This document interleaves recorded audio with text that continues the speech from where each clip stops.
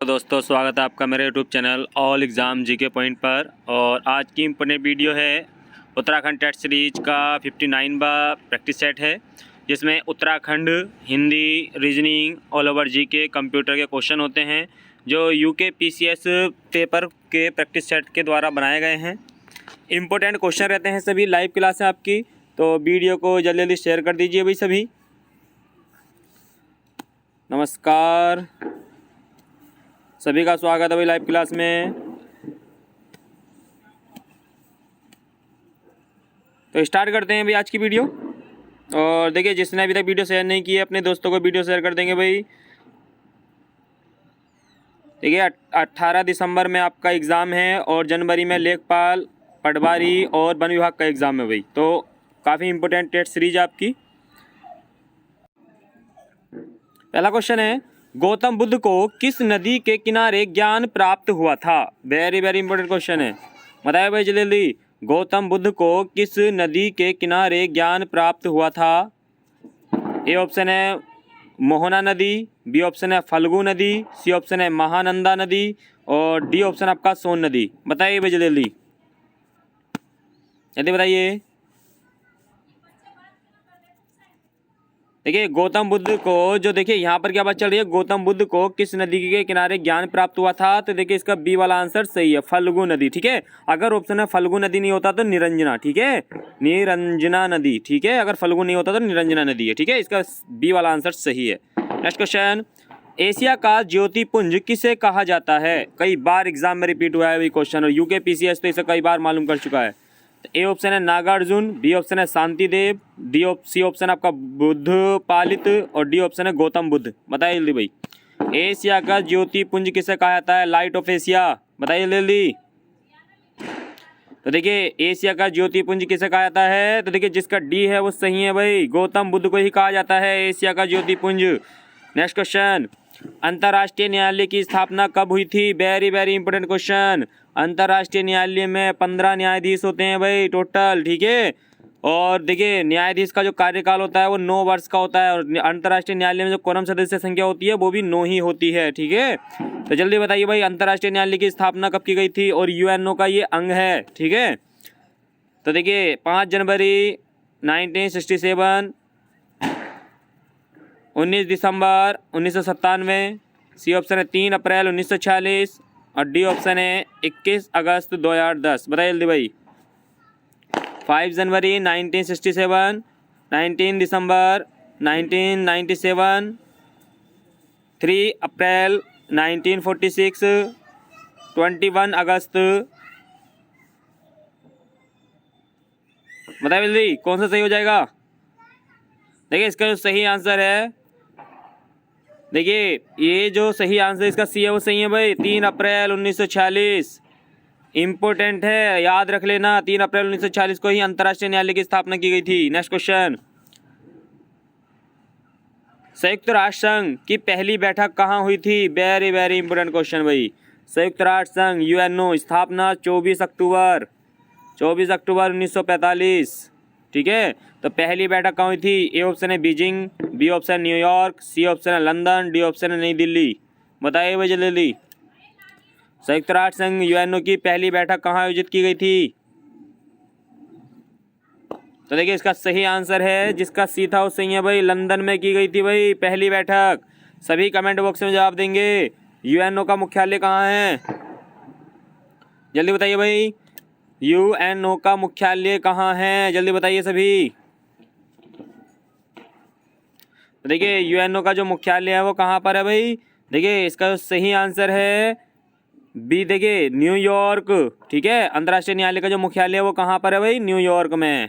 Next question, लड़का दौड़ता है, इस वाक्य में लड़का किस संज्ञा का उदाहरण है?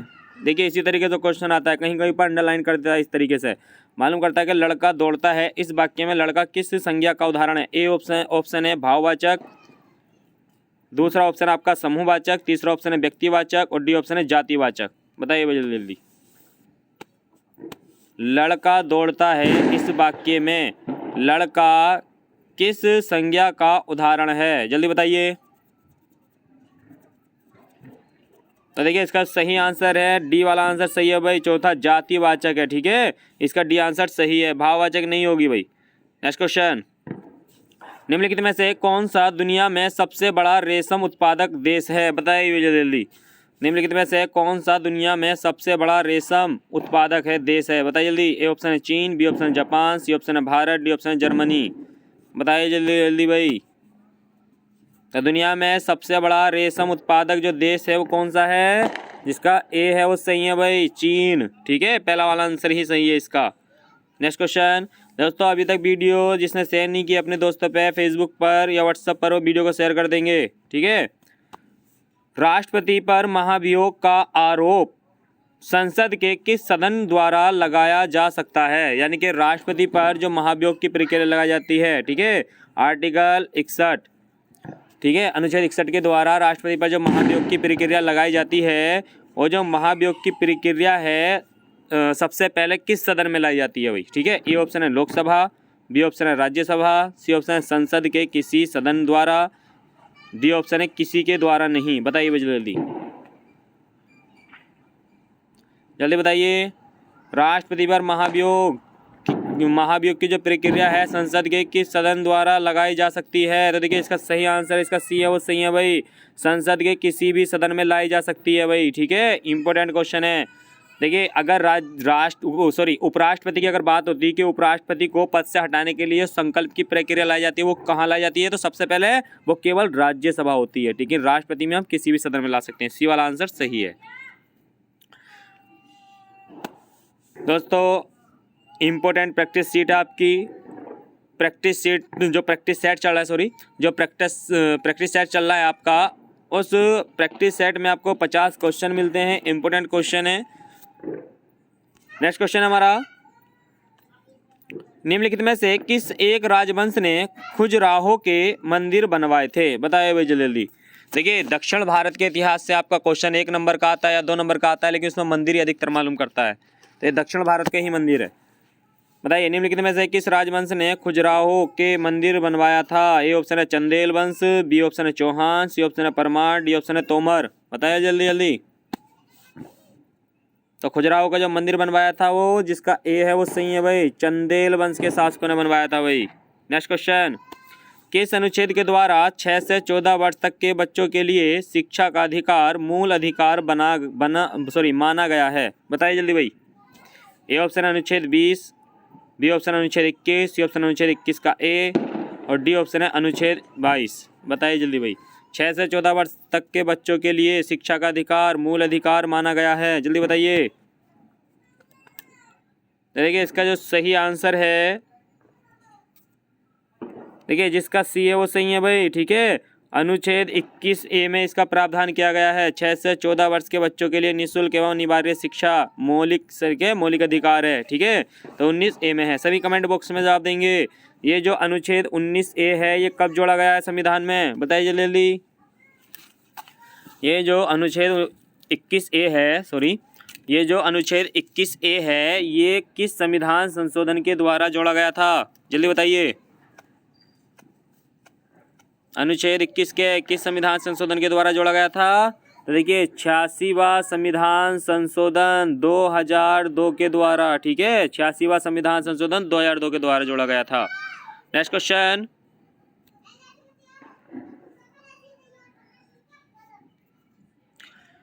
चौसा का युद्ध किनके बीच लड़ा गया था? बताइए जल्दी। चौसा का युद्ध किनके बीच लड़ा गया था? ए ऑप्शन है गुजरात का बहादुर शाह और हुमायूं, बी ऑप्शन है आपका हुमायूं और शेर खान, सी ऑप्शन है अकबर और राणा प्रताप, और डी ऑप्शन है जहांगीर और राणा अमर सिंह। बताइए जल्दी भाई। चौसा का युद्ध इम्पोर्टेंट है, किसके बीच लड़ा गया था? तो देखिए जिसका बी है वो सही है भाई, ठीक है, चौसा का जो युद्ध हुआ था तो हुमायूं और शेर शाह सूरी, ठीक है, जिसे शेर खान के नाम से भी जाना जाता है, तो बी वाला आंसर सही है। सभी कमेंट बॉक्स में जवाब देंगे। शेर शाह सूरी का वास्तविक नाम क्या था? बताइए जल्दी भाई। शेरशाह सूरी का बचपन का नाम क्या था? जल्दी बताइए सभी। शेरशाह सूरी का बचपन का नाम क्या था? बताइए जल्दी जल्दी। तो देखिए शेरशाह सूरी के बचपन का नाम क्या था भाई? फरीद। ठीक है, क्या था? बचपन का नाम फरीद था भाई। ठीक है, नेक्स्ट क्वेश्चन। लोक कल्याणकारी राज्य की अवधारणा किसमें निहित है? Very very important question. लोक कल्याणकारी राज्य की अवधारणा किसमें निहित है? ए ऑप्शन है मूल अधिकार, बी ऑप्शन है राज्य की नीति के निर्देशक तत्व जिसे बोलते हैं राज्य के नीति निर्देशक सिद्धांत, सी ऑप्शन है मूल कर्तव्य और डी ऑप्शन है सर्वोच्च न्यायालय। बताइए जल्दी भाई, जल्दी बताइए भाई। लोक कल्याणकारी राज्य की अवधारणा किसमें निहित होती है? जल्दी बताइए। तो देखिए किसमें निहित होती है?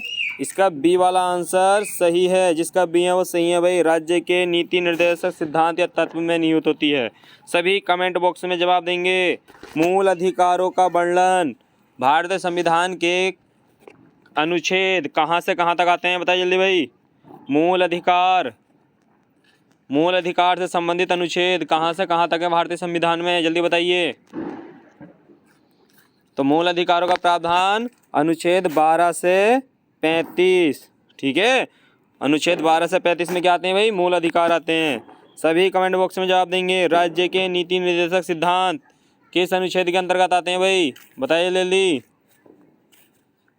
बताइए जल्दी जल्दी जल्दी। राज्य के नीति निर्देशक तत्व से संबंधित अनुच्छेद कहाँ से कहाँ तक हैं? जल्दी बताइए। तो कहाँ से कहाँ तक हैं? 36 से 51। ठीक है भाई, कहाँ से आते हैं? 36 से 51 तक राज्य के नीति निर्देशक सिद्धांतों का वर्णन किया गया है। मूल कर्तव्य, देखिए मूल संविधान में मौलिक कर्तव्यों का कोई भी उल्लेख नहीं था। ठीक है, बाद में मूल कर्तव्य जोड़े गए थे। जो शुरू में मौलिक कर्तव्य जोड़े गए थे तो 10 थे, वर्तमान में हमारे 11 मूल कर्तव्य हैं। तो मौलिक कर्तव्यों से संबंधित अनुच्छेद बताइए भी कौन सा है? मूल कर्तव्यों से संबंधित अनुच्छेद तो कौन सा है? 51 का कै।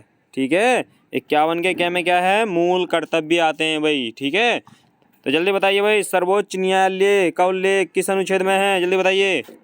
भारत का एक सर्वोच्च न्यायालय होगा जिसमें वर्तमान में 33 अन्य न्यायाधीश और एक मुख्य न्यायाधीश अर्थात 34 न्यायाधीश होंगे। तो आर्टिकल 124। ठीक है, आर्टिकल 124 में क्या है? सर्वोच्च न्यायालय यानी सुप्रीम कोर्ट। Next question. देखिए लगभग आपके 50 क्वेश्चन होते हैं। कुछ मौखिक रूप से आपको बताए जाते हैं, कुछ आप लोगों से मालूम किए जाते हैं। इंपॉर्टेंट क्वेश्चन होते हैं। जिस तरीके से पैट के एग्जाम में प्रैक्टिस सेट से हमारे क्वेश्चन आए हैं उसी तरीके से आपका जो पुलिस का एग्जाम होने वाला है उसमें भी काफ़ी क्वेश्चन मिलेंगे।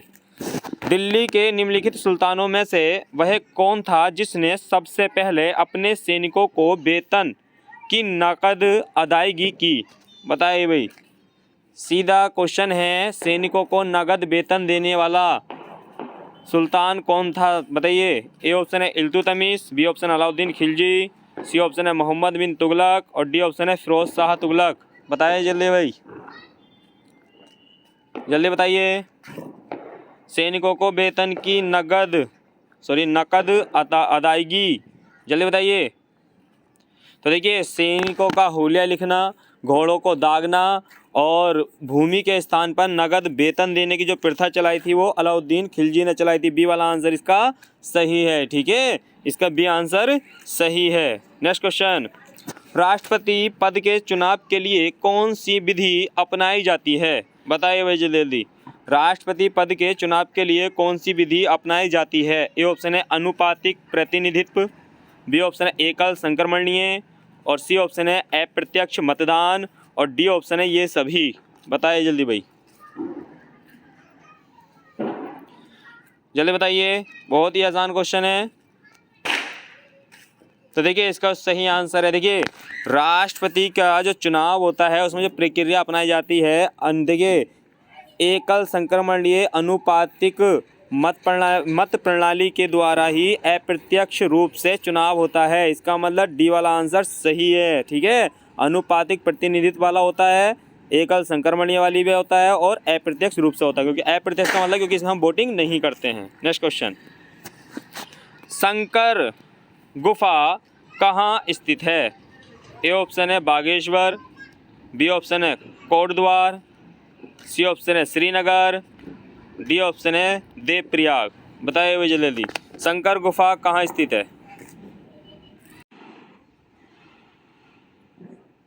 बताइए जल्दी भाई। देखिए शंकर गुफा कहाँ स्थित है, इसका डी वाला आंसर सही है भाई। ठीक है, देवप्रयाग में है भाई। कहाँ पर है? देवप्रयाग, देवप्रयाग में है भाई। शंकर गुफा कहाँ स्थित है? देवप्रयाग में। इसका डी वाला आंसर सही है। नेक्स्ट क्वेश्चन, निर्विरोध चुने जाने वाले राष्ट्रपति हैं। बताइए भाई कौन से राष्ट्रपति हैं जो निर्विरोध चुने गए थे? ए ऑप्शन है बीबी गिरी, बी ऑप्शन नीलम संजीव रेड्डी, सी ऑप्शन है राजेंद्र प्रसाद और डी ऑप्शन है एपीजे अब्दुल कलाम। बताइए जल्दी भाई। निर्विरोध चुने जाने वाले राष्ट्रपति बीबी गिरी, नीलम संजीव रेड्डी, राजेंद्र प्रसाद, एपीजे अब्दुल कलाम। बताइए जल्दी जल्दी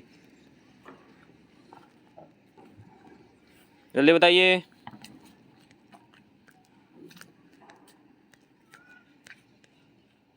तो देखिए इसका जो सही आंसर है नीलम संजीव रेड्डी, बी वाला आंसर सही है। लगभग सभी के जवाब सही थे यहाँ पर। नीलम संजीव रेड्डी को ही निर्विरोध चुना गया था भाई। नेक्स्ट क्वेश्चन, नंदा राज्यात यात्रा आयोजित की जाती है। बताइए जल्दी भाई, नंदा राज्यात यात्रा आयोजित की जाती है। ए ऑप्शन है 6 वर्ष, बी ऑप्शन है 12 वर्ष, सॉरी ए ऑप्शन है 6 वर्ष, बी ऑप्शन है 10 वर्ष, सी ऑप्शन है 5 वर्ष, डी ऑप्शन है 12 वर्ष। बताइए जल्दी भाई। तो देखिए नंदा राज्यात यात्रा जो आयोजित की जाती है वो कब की जाती है? जल्दी जवाब दीजिए। देखिए जिसका डी है वो सही है भाई, 12 वर्ष। प्रत्येक 12 वर्ष बाद नंदा राज्यात यात्रा का आयोजन किया जाता है भाई। नेक्स्ट क्वेश्चन, कानन शब्द का पर्यायवाची नहीं है। ए ऑप्शन है जंगल, बी ऑप्शन है अरण्य, सी ऑप्शन है विपिन और डी ऑप्शन है इनमें से कोई नहीं। बताइए जल्दी भाई। कानन शब्द का पर्यायवाची नहीं है। बताइए जल्दी। जंगल, अरण्य, विपिन, इनमें से कोई नहीं। जल्दी बताइए।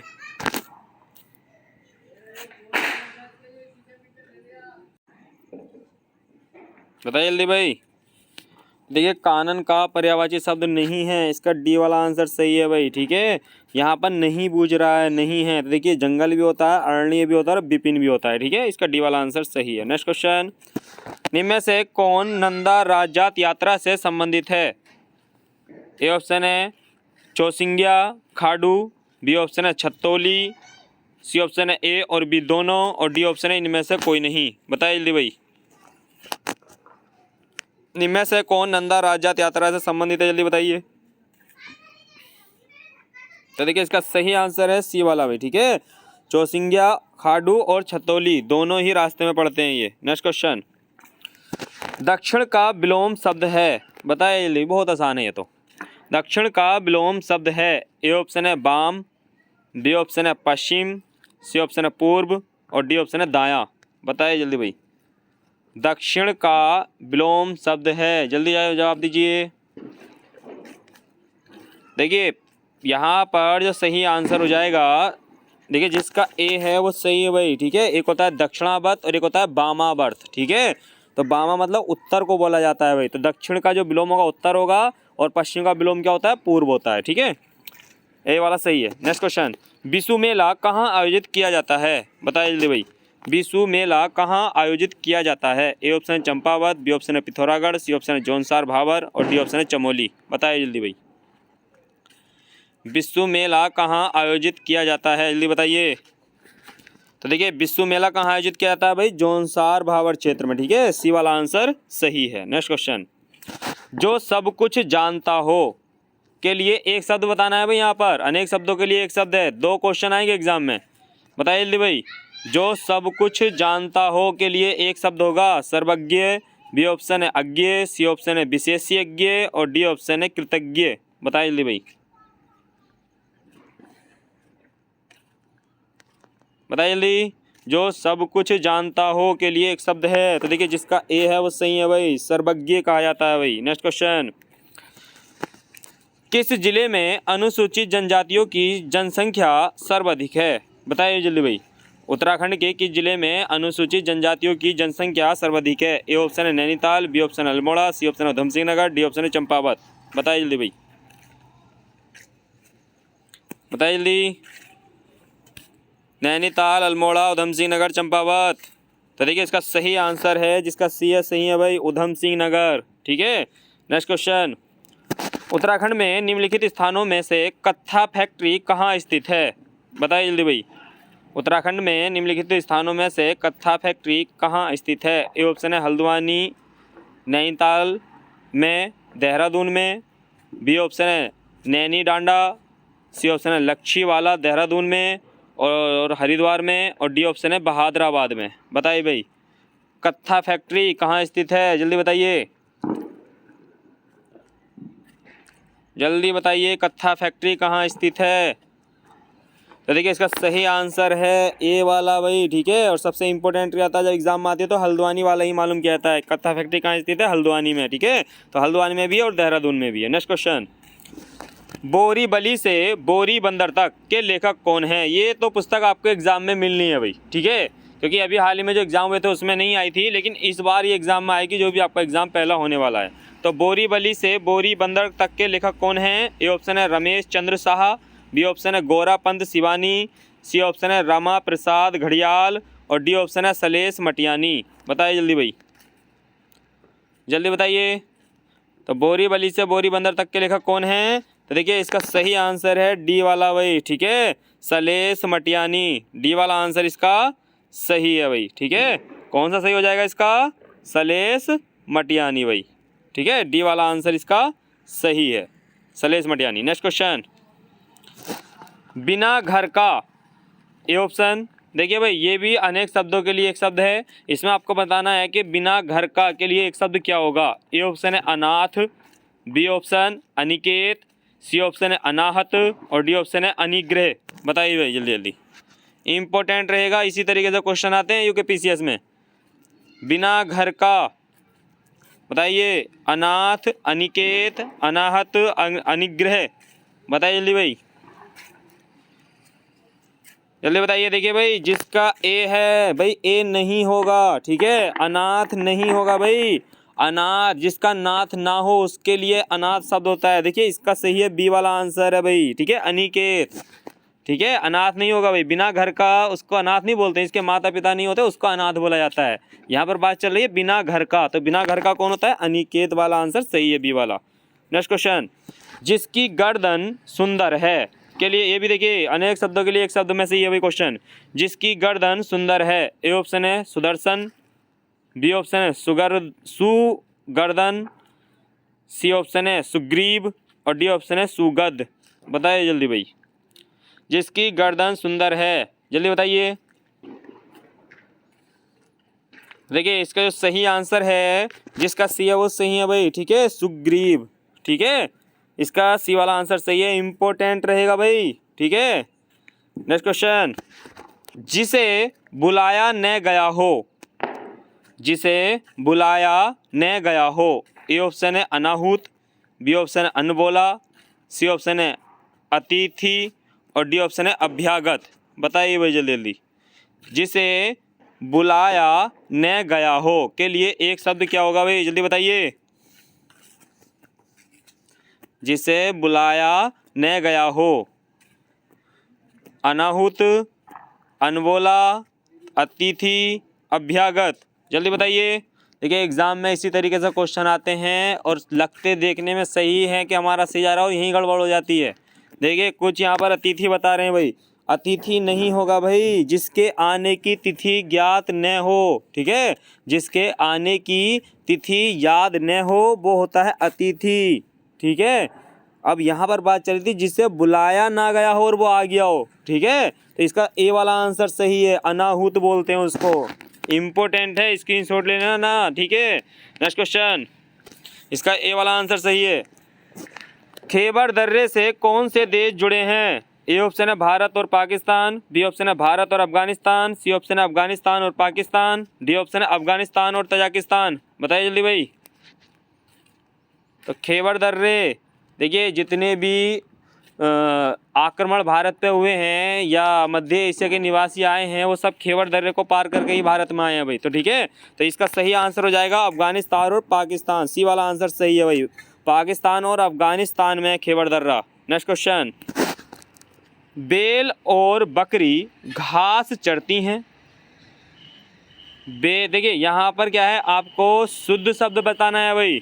ठीक है, यहाँ पर किसी एक वाक्य में त्रुटि है और आपको जिस वाक्य में देखिए एक वाक्य है जो शुद्ध है और इसमें 3 वाक्य जो हैं गलत हैं। आपको पहचानना है इसमें से कौन सा सही है। ठीक है, तो सही वाले का चयन करना है आपको। एक क्वेश्चन आएगा इस तरीके से शुद्ध वर्तनी वाले में, आपको लाइन दी जाएगी इसी तरीके से और मालूम करेगा इसमें से शुद्ध वाक्य का चयन कीजिए। तो देखिए ए ऑप्शन है बैल और बकरी घास चरती हैं। बी ऑप्शन है बैल और बकरी घास चरते हैं। सी ऑप्शन है बैल और बकरी घास चरता है। और डी ऑप्शन है बैल और बकरी घास चरती हैं। बताइए जल्दी भाई, कौन सा वाक्य शुद्ध है इसमें, जल्दी बताइए, जल्दी जवाब दीजिए अपने, जल्दी जवाब दीजिए भाई, इतना समय नहीं है। देखिए इसका सही आंसर है, देखिए कुछ ने डी पर जा रहे हैं भाई, डी नहीं होगा, इसका बी वाला आंसर सही है। ठीक है, बैल और बकरी घास चरते हैं, बहुवचन में बात चल रही है।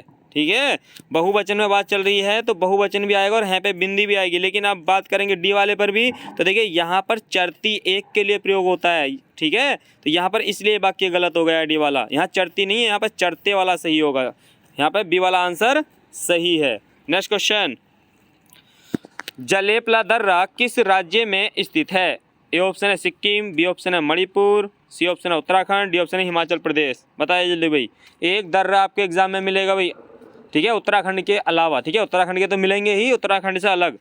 जलेपला दर्रा किस राज्य में स्थित है। तो जलेपला दर्रा किस राज्य में स्थित है, जल्दी बताइए, जल्दी बताइए भाई। तो देखिए जलेपला दर्रा किस राज्य में स्थित है, जिसका ए है वो सही है भाई। ठीक है, सिक्किम में। ठीक है, ट्रिक भी लिखाई थी मैंने, सिक्किम में नाजा।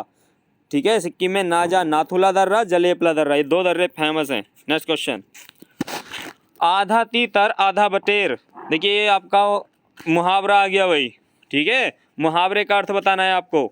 आधा तीतर आधा बटेर।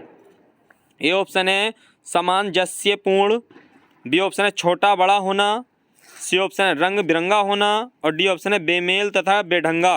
बताइए जल्दी भाई, आधा तीतर आधा बटेर होना, बताइए जल्दी। देखिए जिसका ए है वो सही है भाई, सामंजस्यपूर्ण। ठीक है, यानी कि क्लियर नहीं होना। ठीक है, नेक्स्ट क्वेश्चन, ललित शाह ने किसे कुमाऊं का राजा बनाया था। बताइए जल्दी भाई, ललित शाह ने किसे कुमाऊं का राजा बनाया था। ए ऑप्शन है जयकृत शाह, बी ऑप्शन है प्रद्युमन शाह, सी ऑप्शन है पराक्रम शाह, डी ऑप्शन है प्रीतम शाह। बताइए जल्दी। तो ललित शाह ने किसे कुमाऊं का राजा बनाया था, तो देखिए इसका सही आंसर है बी वाला भाई, प्रद्युमन। ठीक है, प्रद्युमन शाह को बनाया था भाई। एकमात्र प्रद्युमन शाह ऐसा राजा था जिसने कुमाऊं और गढ़वाल दोनों पर शासन किया है। ठीक है, कुमाऊं पे भी राज किया है और गढ़वाल पर भी। नेक्स्ट क्वेश्चन, लड़का दौड़ता है, इस वाक्य में लड़का किस संज्ञा का उदाहरण है। क्वेश्चन रिपीट हो गया भाई। देखिए ये तो आप सभी मालूम भी किया था, जातिवाचक संज्ञा का है। ठीक है, नेक्स्ट क्वेश्चन देखते हैं, चांदपुरगढ़ के शासक भानु प्रताप ने अपनी पुत्री का विवाह किससे करवाया था। बताइए जल्दी भाई, आसान क्वेश्चन है वाला। तो चांदपुरगढ़ के शासक भानु प्रताप ने अपनी पुत्री का विवाह किससे करवाया था।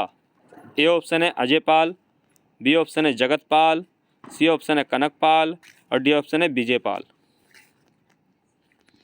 जल्दी बताइए।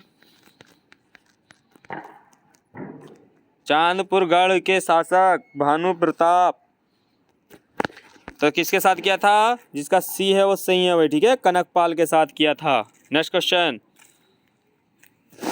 प्रियतम बतला दें लाल मेरा कहाँ है में कौन सा अलंकार है। बताइए जल्दी भाई, प्रियतम बतला दें लाल मेरा कहाँ है मैं कौन सा अलंकार है? ए ऑप्शन है श्लेष अलंकार, बी ऑप्शन है उत्प्रेक्षा अलंकार, सी ऑप्शन है अतिशयोक्ति अलंकार और डी ऑप्शन है मानवीकरण अलंकार। बताइए जल्दी भाई, जल्दी बताइए। तो देखिए इसका जो सही आंसर है, देखिए यहाँ पर लाल शब्द के दो अर्थ हैं, ठीक है, लाल शब्द के दो अर्थ हैं, तो कौन सा हो गया? पहला वाला श्लेष अलंकार है इसमें, ठीक है। लाल, एक तो यहाँ पर पुत्र की बात चल रही है और एक लाल मोती की बात चल रही है, यहाँ पर चमक, ठीक है, मोती की बात चल रही है। नेक्स्ट क्वेश्चन, धनुष उठाया ज्यों ही उसने और चढ़ाया उस पर बाण, धरा सिंधु नभ कांपे सहसा, विकल हुए जीवों के प्राण, में कौन सा अलंकार है? बताइए जल्दी भाई। इंपॉर्टेंट अलंकार हैं, दो अलंकार मिल रहे हैं आपके एग्जाम में, जल्दी बताइए। श्लेष अलंकार, उत्प्रेक्षा अलंकार, अतिशयोक्ति अलंकार और डी ऑप्शन है मानवीकरण अलंकार। बताइए जल्दी जल्दी। देखिए इसका जो सही आंसर है, देखिए इसका सही आंसर है भाई, देखिए यहाँ पर क्या बात चल रही है? धनुष उठाया ज्यों ही उसने और चढ़ाया उस पर बाण, धारा सिंधु नभ कांपे सहसा, विकल हुए जीवों के प्राण। मतलब अभी खाली धनुष उठाया था तो अतिशयोक्ति अलंकार है, ठीक है, चलाया नहीं है धनुष, खाली धनुष उठाया था और उस पर खाली तीर लगाया, तो उसके देखिए तीर लगाने से धारा, सिंधु, सिंधु बोलते हैं समुद्र, समुद्र भी कांपने लगा, आसमान भी कांपने लगा, ठीक है, और विकल्प हुए जीवों के प्राण, जो जीव थे वो भी घबराने लगे, तो इसका अतिशयोक्ति अलंकार है भाई, सी वाला आंसर है। नेक्स्ट क्वेश्चन, निम्न पदों में से किसका संबंध मधुमक्खी पालन से है? बताइए जल्दी जल्दी बताइए, इंपॉर्टेंट क्वेश्चन है। निम्न पदों में से किसका संबंध मधुमक्खी पालन से है? ए ऑप्शन है सेरिकल्चर, बी ऑप्शन है पीसी कल्चर, सी ऑप्शन है टिश्यू कल्चर और डी ऑप्शन है एपी कल्चर। बताइए जल्दी। निम्नलिखित में किसका संबंध मधुमक्खी पालन से है भाई, जल्दी बताइए। तो देखिए इसका सही आंसर है डी वाला भाई, ठीक है, एपी कल्चर। इंपॉर्टेंट है, कल्चर मिलना है आपके एग्जाम में। ये थे दोस्तों लगभग 50 क्वेश्चन जो उत्तराखंड एग्जाम पेपर पर आधारित प्रैक्टिस सेट बनाया गया था आपका, यूके पीसीएस पर आधारित प्रैक्टिस सेट है। Hindi, Uttarakhand, all over GK के क्वेश्चन आपको मिलते हैं। वीडियो को सभी शेयर कर दीजिए अपने दोस्तों पर, जो पहली बार है चैनल को सब्सक्राइब कर लेंगे। मिलते हैं नेक्स्ट प्रैक्टिस सेट में रात्रि 9 बजे लाइव क्लास में। सभी का थैंक यू, गुड नाइट।